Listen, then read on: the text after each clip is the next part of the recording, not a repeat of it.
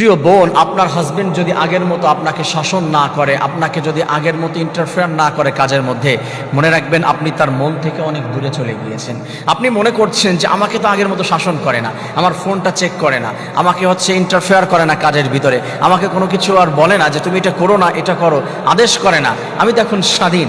আপনি মনে করবেন যে আপনি তার মন থেকে অনেক দূরে সরে গিয়েছেন, কারণ আপনি তাকে এত কষ্ট দিয়েছেন, এত বেশি আপনার প্রতি খারাপ লাগা। প্রিয় মানুষটা কখনো সে খারাপ লাইনে যাক বা মনের বিরুদ্ধে কাজ করুক, এটা কখনো প্রিয় মানুষ চায় না। তা আপনি তার বিরুদ্ধে কাজ করছেন, আপনাকে সে আগের মতো শাসন করে না, আগের মতো ধরে না, আগের মতো কথা বলে না, আগের মতো বোঝায় না।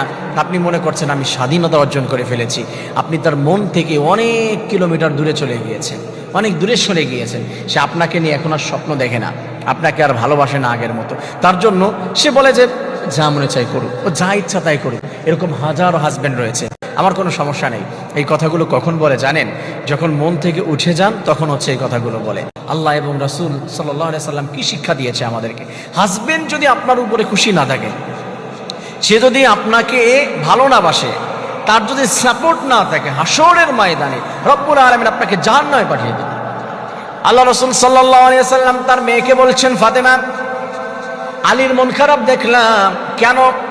ফাতেমা বললেন, একটু দুই কথা হয়েছে। রাসূল সাল্লাল্লাহু আলাইহি ওয়াসাল্লাম বলে দিলেন, ফাতেমা শোনো, আলী যদি তোমার প্রতি অসন্তুষ্ট থাকে, কবরের মধ্যে তুমি হযরতে মুহাম্মদুর রাসূলুল্লাহ সাল্লাল্লাহু আলাইহি ওয়াসাল্লামের মেয়ে এই কথা বলে কোনো সুযোগ পাবে না। হাসান হুসাইনের মা কোনো সুযোগ পাবে না, আলীর স্ত্রী কোনো সুযোগ পাবে না।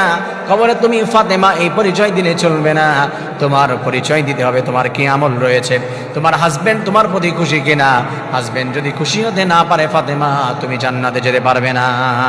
আমার প্রিয় বোন, আমার প্রিয় মা, আপনাকে বলছি, হযরতে ফাতিমাকে যদি এই কথা বলা হয়, আপনি কোথাকার, আপনি কোন বংশের, আপনার কি আমল রয়েছে, আপনার কি টাকা পয়সা রয়েছে, এটাতে কোনো চালানোর কাজ হবে না। আপনার হাজবেন্ড যদি আপনার প্রতি সন্তুষ্ট, আল্লাহ বলেছে আমি আমার ওই বান্দির প্রতি সন্তুষ্ট, আমি জান্নাত দান করে দেই। আর হাজবেন্ড যদি আপনার প্রতি সন্তুষ্ট থাকতে না পারে, নিঃসন্দেহে আপনি জাহান্নামে চলে যাবেন। তাই বলেছি প্রিয় ভাই, প্রিয় বোন, মনে রাখবেন এই বিষয়টি। স্পেশালি বোনদেরকে বলছি, মাদেরকে বলছি, হাজবেন্ড যদি আগের মতো শাসন না করে, ভালো না বাসে, মনে করবেন আপনি তার মন থেকে সরে গিয়েছেন।